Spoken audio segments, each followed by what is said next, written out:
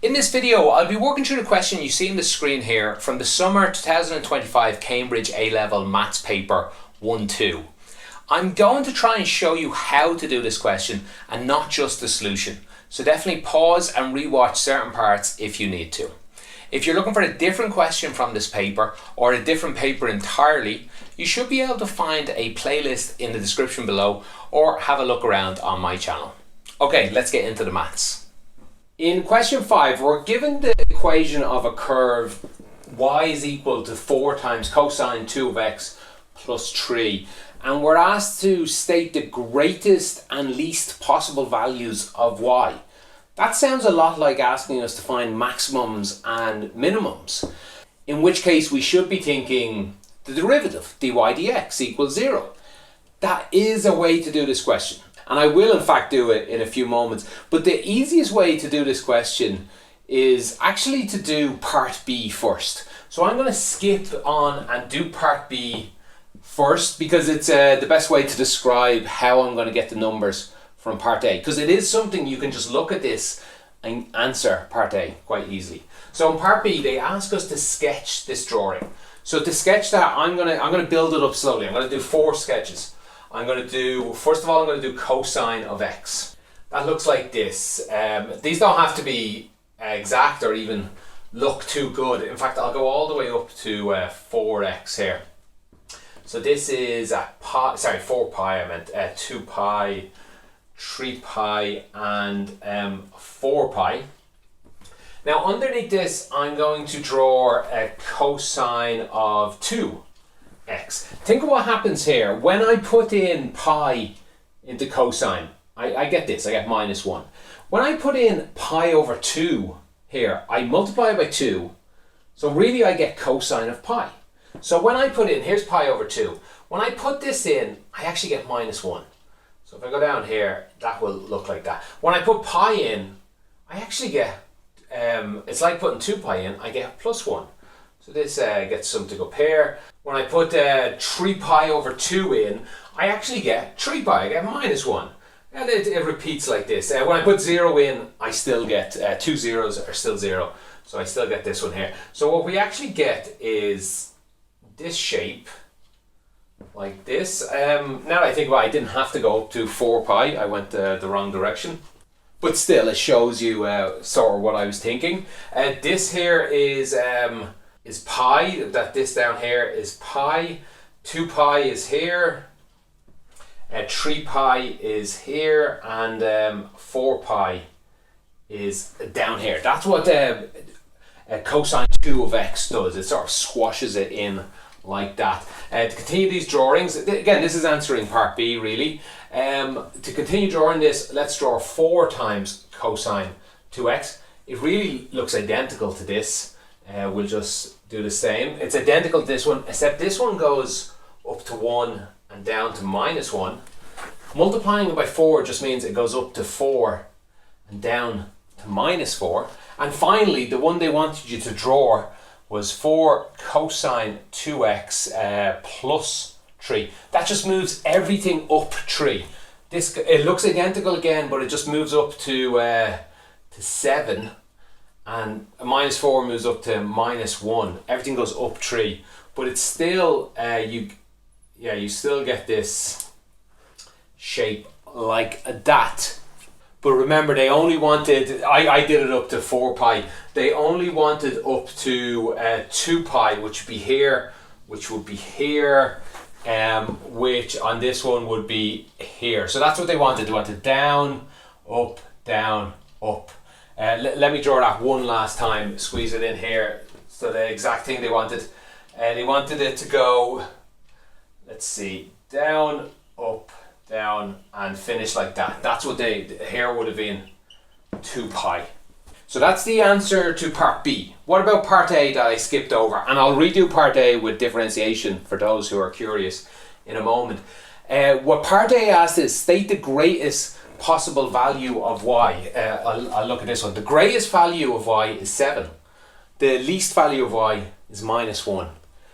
We can see that easily in the picture, but we can also tell it from here Because cosine, no matter what's in here, the biggest cosine can ever be is 1 and the smallest it can be is -1.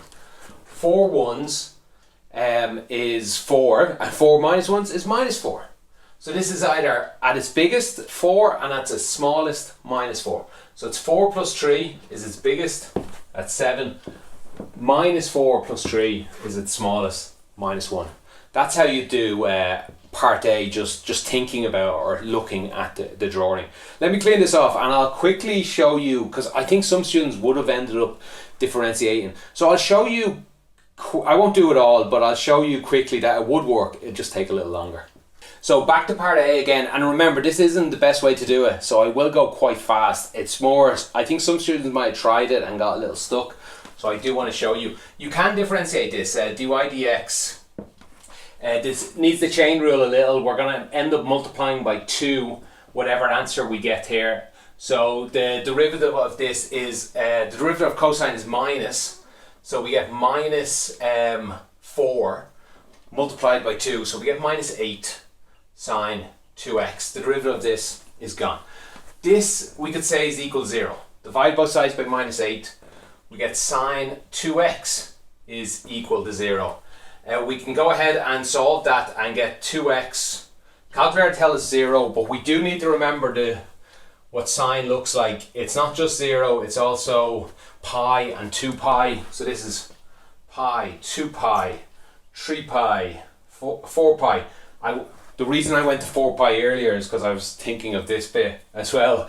So we get x is equal 2 times all these divided by 2. So that's 0, pi over 2, pi, 3 over 2 pi and 2 pi.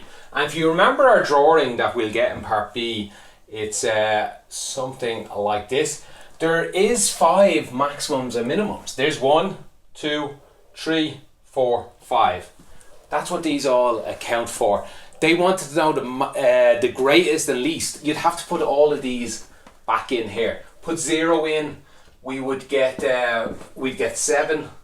Put pi over 2 in, we'd get cosine of pi, which is -1.